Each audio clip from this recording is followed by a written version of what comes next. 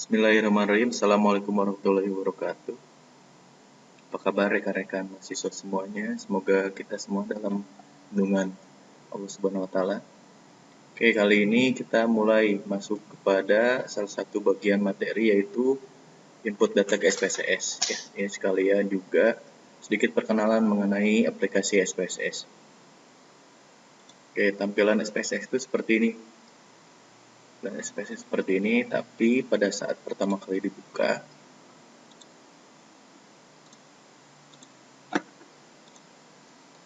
biasanya SPSS itu menampilkan dua tampilan secara langsung. Oke, saya buka yang data ini aja, yang udah ada ya.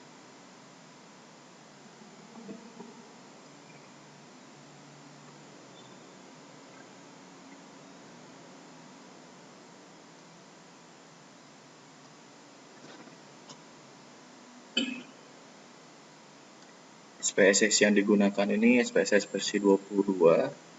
Versi ini cukup tepat digunakan untuk kita praktik karena secara updatean tidak terlalu tua juga dan cukup mudah untuk digunakan. Nah, ini tampilan SPSS, ini lebih tepat disebut dengan tampilan data.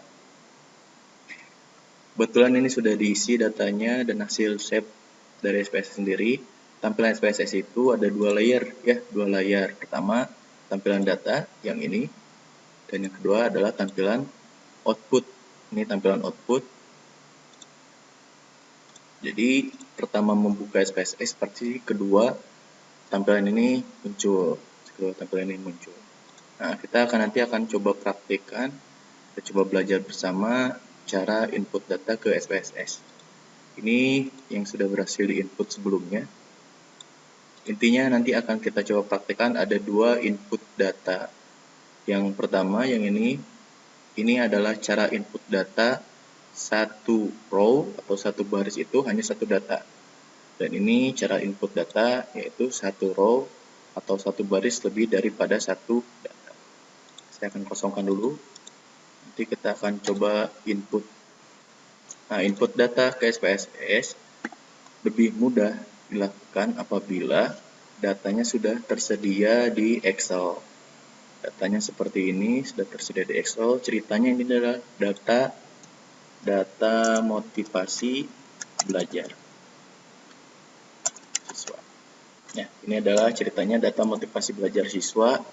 Ada dua kelas A dan kelas B. Abaikan saja skor-skornya. Ini merupakan data latihan. Dan untuk input data ke SPSS, kita bisa langsung copy paste dari Excel ke SPSS. Kita sekarang coba dulu cara input data yang pertama. Data yang pertama itu adalah satu row, satu baris ya. Baris atau row itu satu data. Nah, ini input pertama ya. Input data yang pertama, satu baris, satu data. Jadi kelas A datanya semua di sini, di baris yang ini. Kelas B juga sama, datanya di sini, di baris yang sama.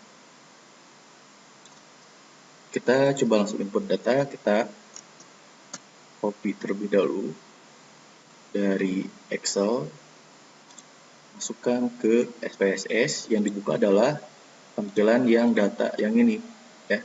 Kalau tampilan ini untuk output, jadi nanti segala bentuk output hasil pengolahan dari SPSS keluarnya di sini, di output ini. Tabel outputnya nanti ada di output sini. Sekarang kita masukkan ke SPSS ya, tampilan data di sini. Boleh langsung Ctrl V atau klik kanan dulu, paste. Nah, setelah terinput di sini, lebih baik kita pastikan dulu bahwa data yang diinput itu sesuai dengan data yang sesungguhnya yang berada di Excel tadi. Cara menceknya, kita bisa lihat dulu di sini, di atasnya ini 47, paling bawah 73. Jumlahnya data yang pertama ini kelas A tadi ya. Jumlahnya ada 20 data dari 47 sampai 73. Sedangkan kelas B juga sama, 20, 49, yang paling bawahnya 60. Kita cek. 47 paling bawah 73. Betul ya? 49 paling bawahnya 60. Nah, ini sudah sesuai. Kalau sudah sesuai, berikutnya kita berikan nama. Nanti namanya akan muncul di sini. Ini juga, ini kelas A dan kelas B. Pemberian nama pada data ini kita masuk ke sheet yang variable view. Nah, ini seperti tampilan di Excel sebetulnya ya.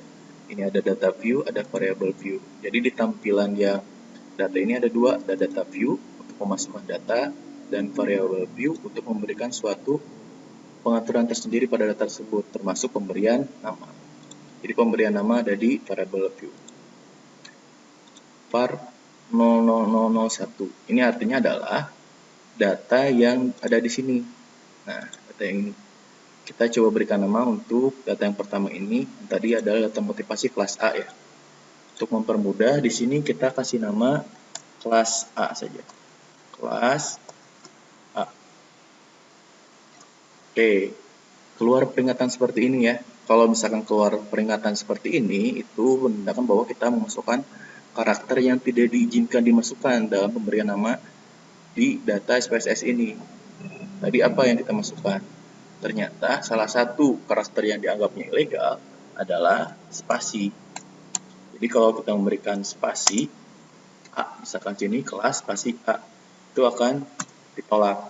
Ya, jadi harus memberikan karakter tanpa spasi, pemberian nama tanpa spasi. Kelas underscore A, baru enter. Bawahnya juga kelas underscore B, baru enter. Di sini ada tipe Y desimal. Nanti silakan dicoba saja. Untuk desimal ini adalah jumlah angka di belakang koma. Apabila data kita ini tidak memiliki angka di belakang koma, angka bulat ya, saran saya kita hilangkan saja di sininya. Desimalnya kita kasih 0. Ini juga kasih 0. Karena semakin banyak angka biasanya semakin memusingkan. Setelah diberikan karakter seperti ini, measure-nya kita kasih scale aja. Scale. Sudah diberikan nama, desimalnya sudah kita sesuaikan. Kita kembali lagi ke data view. Setelah kembali ke data view, nah ini input data yang pertama sudah selesai. Ya, kelas A, kelas B.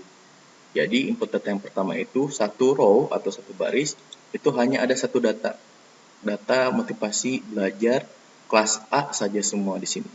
Dan ini juga data motivasi belajar untuk yang kelas B. Selanjutnya kita lanjut pada input data yang kedua. Yang kedua itu input data berdasarkan satu baris atau satu row lebih dari satu data. Nah, artinya seperti apa? Artinya nanti di satu baris ini itu akan lebih daripada satu data. Karena data kita ada data kelas A dan kelas B, maka data kelas A dan kelas B itu akan kita masukkan semuanya di sini. Ya, tapi untuk membedakannya nanti akan diberikan suatu karakter tersendiri di sini pembedanya yang saya sebut data faktor atau data pembeda ya.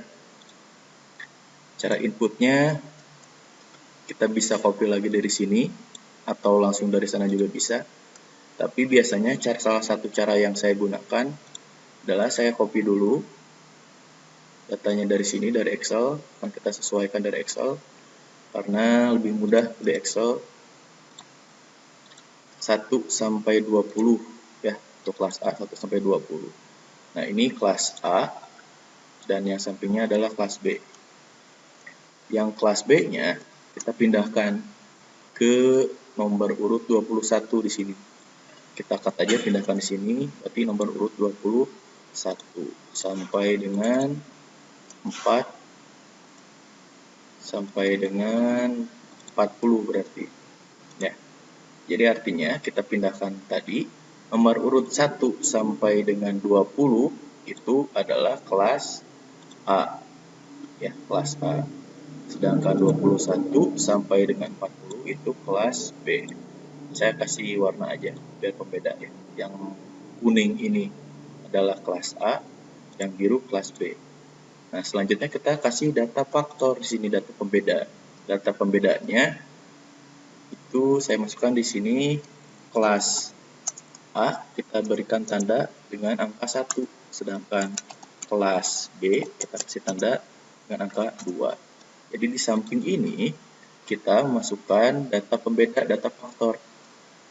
Ini kan kelas A ya, yang kuning ini kelas A. Maka di samping ini semuanya kita kasih di baris ini, kita kasih angka 1 semuanya. Kelas 1 masukkan semua yang kelas A, dan yang kelas B juga kita masukkan angka 2. Tarik aja. Datanya sudah seperti ini. Kalau sudah seperti ini, tinggal kita copy lagi dan pastekan di SPSS. Tetapi yang di copy-nya, yang dipastekannya itu hanya datanya saja, data motivasi belajar yang tadi yang berasal dari kelas A dan kelas B, dan data faktor ya, data pembeda, yaitu yang merupakan angka 1 dan 2. Kita pastekan di SPSS. Saya langsung Ctrl V ya, tadi klik kanan dulu, langsung Ctrl V. Hasilnya sama aja. Pastikan datanya semuanya masuk, berarti kelas A ada 20, kelas B ada 20, jumlah totalnya harus 40. Betul 40 ya. Kelas A tadi ditandai dari nomor 1 sampai 20, betul nomor 1. 21 sampai dengan 40 itu nomor 2. Ya, sampai 40. Setelah ini, langkah selanjutnya itu memberikan nama lagi di variable view.